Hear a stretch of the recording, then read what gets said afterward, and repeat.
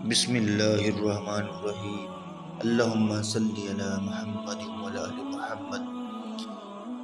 حضرت ابو ہریرہ رضی اللہ عنہ رسول اللہ صلی اللہ علیہ وسلم سے روایت کرتے ہیں کہ آپ صلی اللہ علیہ وسلم نے فرمایا، جس سے علم کی کوئی بات دریافت کی گئی لیکن اس نے دنیاوی مصالحہ کی بنا پر اس کو چھپایا تو یہ عالم قیامت میں ایسی حالت کے ساتھ آئے گا کہ اس کے منہ میں آگ کی لگام پڑی ہوگی۔ حضرت اسامہ بن زید رضی اللہ عنہ روایت کرتے ہیں کہ رسول اکرم صلی اللہ علیہ وسلم نے فرمایا، جو عالم لوگوں کو نصیحت کرتا ہے مگر خود عمل نہیں کرتا، اس کے ہونٹ کینچی سے کاٹے جائیں گے۔ حضرت اسامہ بن زید رضی اللہ عنہ کی روایت ہے کہ رسول اللہ صلی اللہ علیہ وسلم نے فرمایا، قیامت میں ایک شخص دوزخ میں ڈالا جائے گا، اس کا پیٹ پھٹ کر انتڑیاں باہر نکل پڑیں گی، وہ ان آنتوں کے چاروں طرف اس طرح گھوم رہا ہوگا جس طرح چکی کا گدھا چاروں طرف گھوما کرتا ہے۔ اہل دوزخ اس کے پاس جمع ہو جائیں گے اور تعجب کے ساتھ دریافت کریں گے کہ یہ کیا بات ہے، تو دنیا میں تو بہت بڑا عالم تھا، ہم کو نصیحت کرتا تھا، واعظ سنایا کرتا تھا، آج تیری یہ کیا حالت ہے؟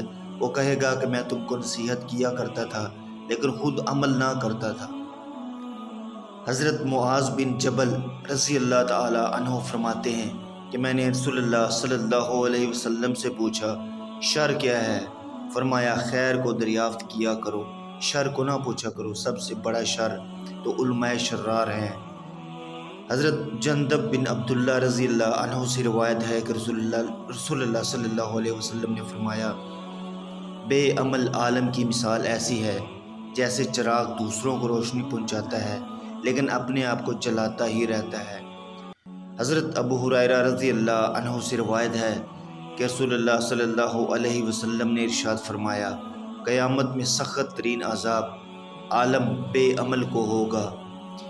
منصور بن زاوان رضی اللہ تعالی عنہ فرماتے ہیں کہ مجھے بتایا گیا ہے کہ نبی کریم صلی اللہ علیہ وسلم نے ارشاد فرمایا، بے عمل جب جہنم میں داخل ہوگا تو اس میں اس قدر بدبو ہوگی کہ اہل دوزخ کا دماغ چکرا جائے گا۔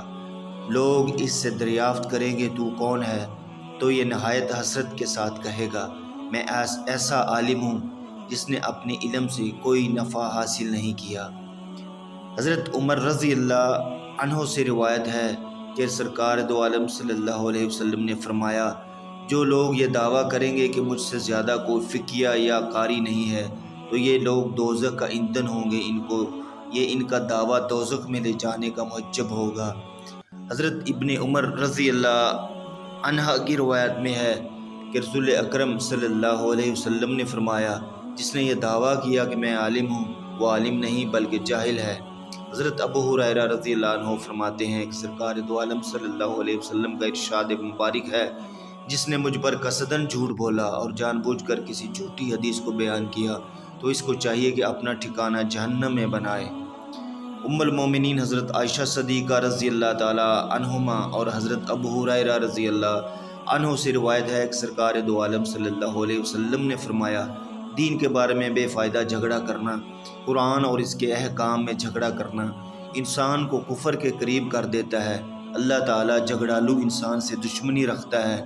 جو قوم ہدایت کے بعد گمراہ ہوئی پھر اس نے اسلام میں جھگڑا کیا تو یہ جھگڑا ان کے لیے موجب نار ہے۔